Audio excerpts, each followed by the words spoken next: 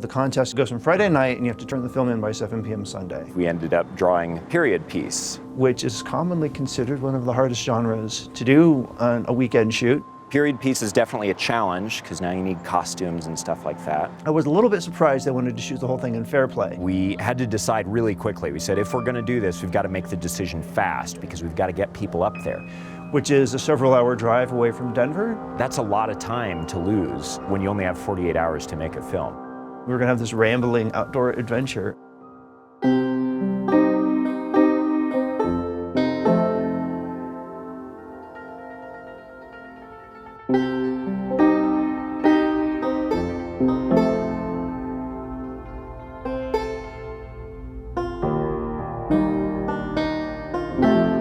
They decided to go with Western 1800s cowboy times. There was this image that I've had in my mind for a while of a cowboy in the Old West sitting around the campfire with his daughter. And that's not something you see in a Western. You rarely see kids at all, and if you do see kids, you know, probably it's a boy. That was just a really powerful image, and we started tossing around story ideas, and it just fell into place. Normally, you spend all night Friday writing, and then everybody is called Saturday morning to start the shoot. But because we were shooting so far away, everybody drove up and slept over on the location Friday night. So in the middle of the night, we're driving through these fields in Fairplay, bumpy roads, no one knows where we're going, and the location was so out of the way, Google Maps couldn't find it. My aunt and uncle, they have a cabin up in Fairplay, and I knew we had that location available to us. And then the post-production team drove up there also. So we had this whole film crew up there shooting and editing a film up in the mountains, away from anything, and everybody just rocked it. We were actually shooting from sunup Saturday and sunup Sunday.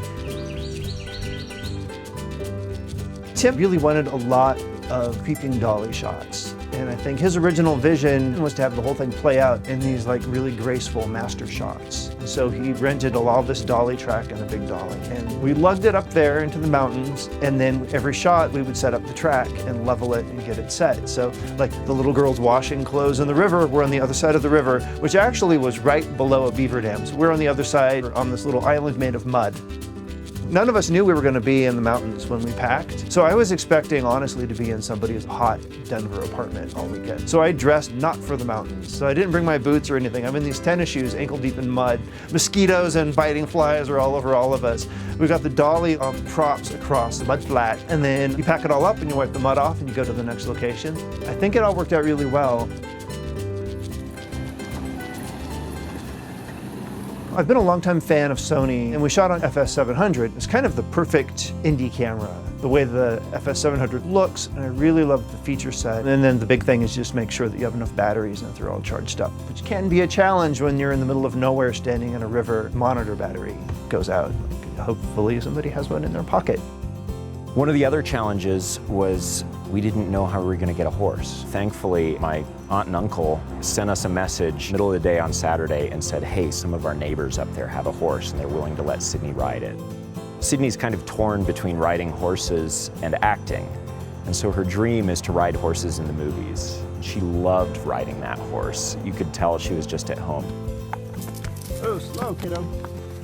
Our actor Andy had his 40th high school reunion Saturday evening. He was the MC for the reunion. And so he said, I'll come back after it's done. So we had to write the schedule so that while he was gone, we could be shooting other stuff. And then he got back up there about 1:30 in the morning so we could finish out the night scenes. Unbelievable. What a pro. The only thing that really caught us is a lot of people were sleep deprived by Saturday afternoon, so things get weird when nobody has slept in 24 plus hours. I don't just wear these pants for nothing. I had like a 4K HMI. Yeah? It's a really heavy clapperboard, isn't it? Making movies, you guys. Oh, it's video. Get some of these moths. Maybe we'll get some big ones, but we kind of got a party going. It was an exciting shoot. I feel like the performers just knocked it out of the park. We were on set with all of my favorite people, so it was just like a great weekend in the mountains. Our cast and crew was absolutely magical. There's no way that this could have happened without them. Nobody complained about how far away this was. Everybody gave 110%. Sound is rolling. 6A, take 2. Action. sir? Talk to me.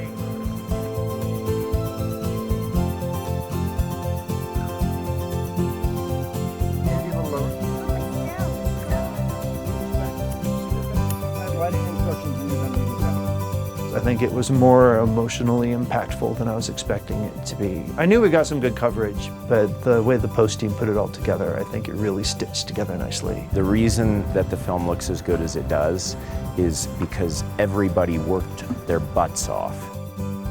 I'm so honored and humbled how much everybody gave their all to this film. I really hope people enjoy it.